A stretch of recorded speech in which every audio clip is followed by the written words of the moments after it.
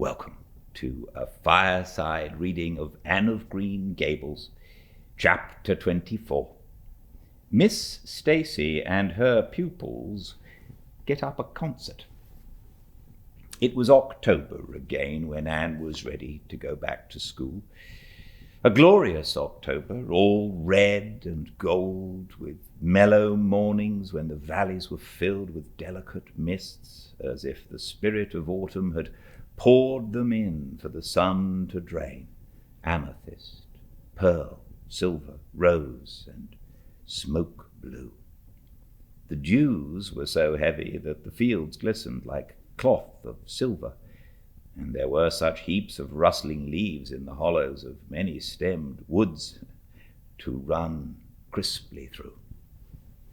The birch path was a canopy of yellow, and the ferns were sere and brown all along it. There was a tang in the very air that inspired the hearts of small maidens tripping, unlike snails, swiftly and willingly to school. And it was jolly to be back again at the little brown desk beside Diana, with Ruby Gillis nodding across the aisle, and Carrie Sloane sending up notes, and Julia Bell passing a chew of gum down from the back seat. Anne drew a long breath of happiness as she sharpened her pencil and arranged her picture cards in her desk. Life was certainly very interesting. In the new teacher, she found another true and helpful friend.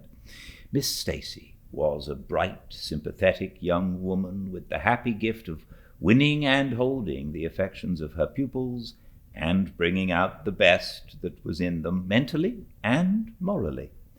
Anne expanded like a flower under this wholesome influence, and carried home to the admiring Matthew and the critical Marilla glowing accounts of schoolwork and aims.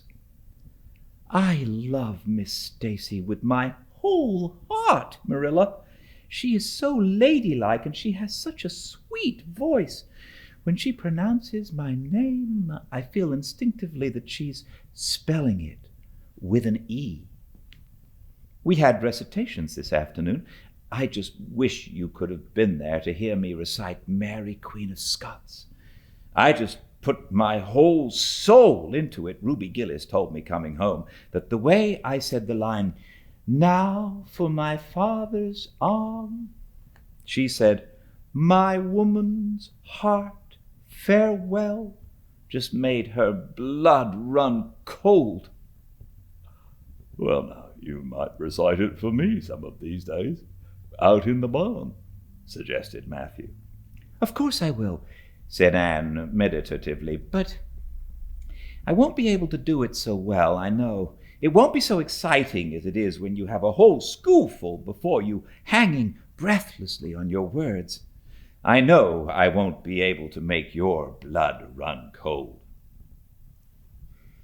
Mrs. Lynde says it made her blood run cold to see the boys climbing to the very tops of those big trees on Bell's Hill after crow's nests last Friday, said Marilla.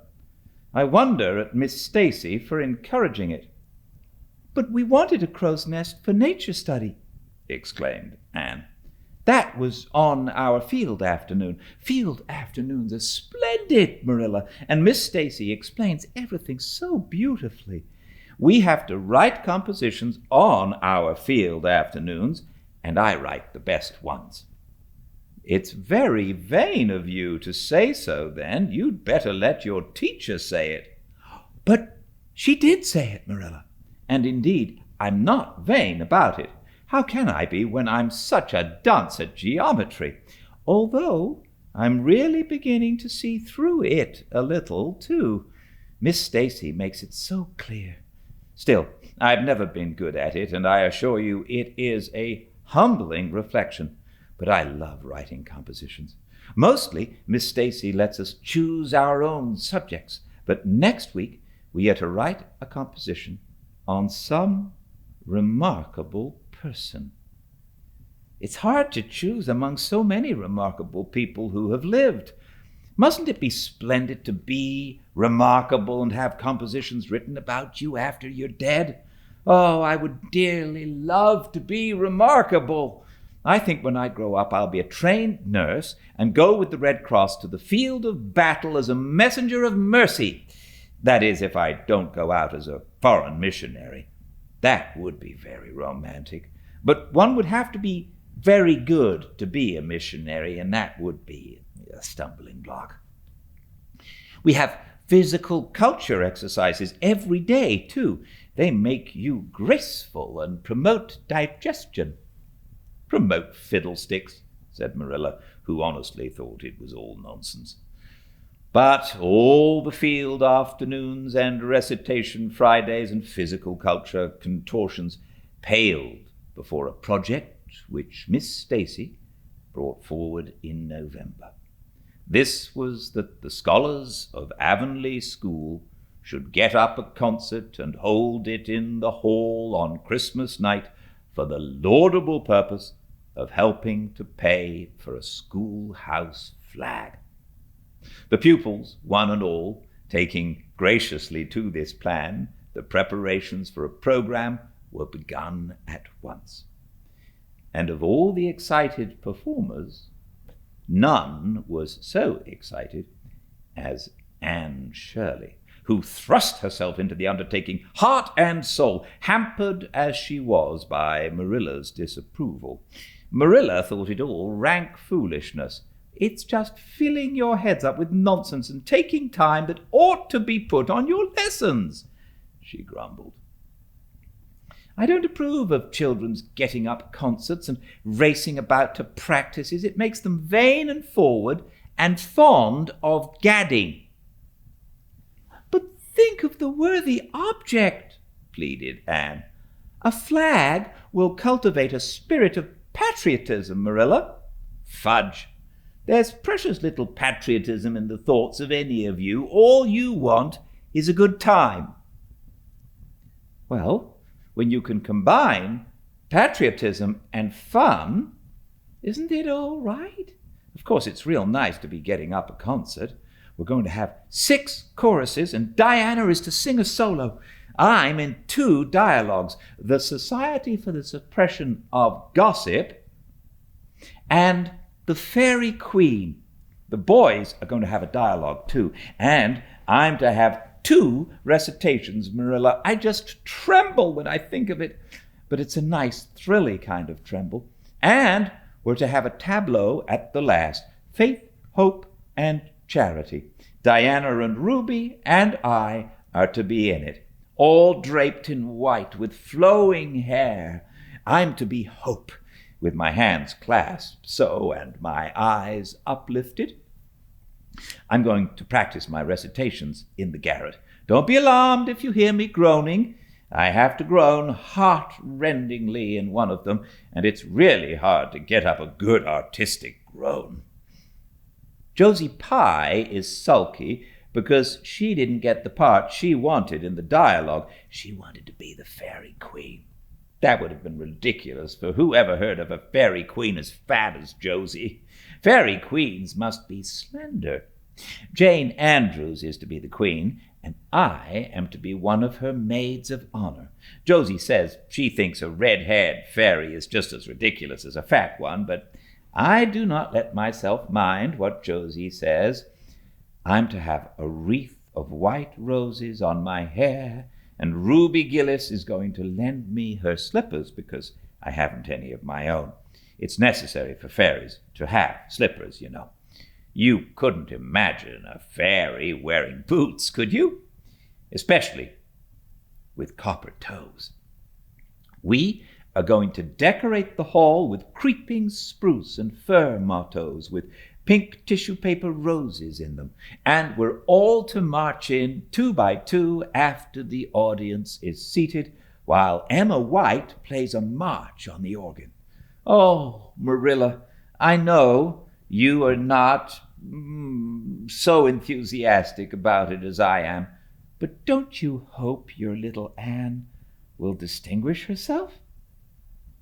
All I hope is that you will behave yourself. I'll be heartily glad when all this fuss is over and you'll be able to settle down. You are simply good for nothing just now, with your head stuffed full of dialogues and groans and tableaus. As for your tongue, it's a marvel it's not clean worn out." Anne sighed and betook herself to the backyard, over which a young new moon was shining through the leafless poplar boughs from an apple-green western sky, and where Matthew was splitting wood.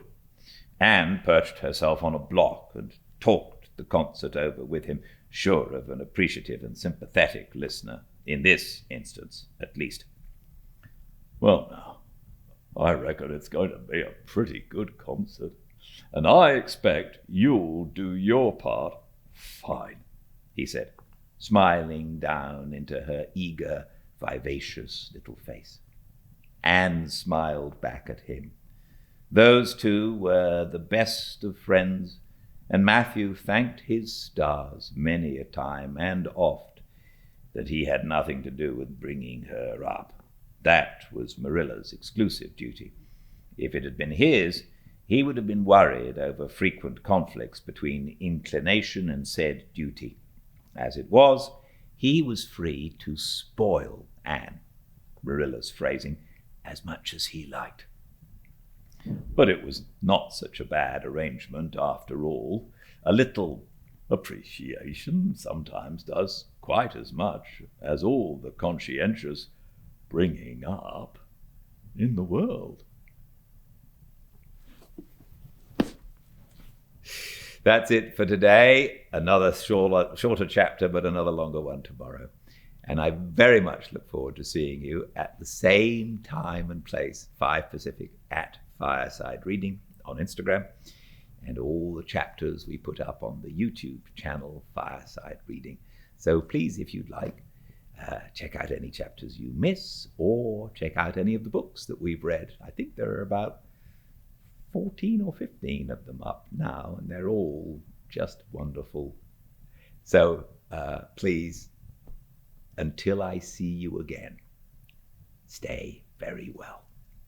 Good night.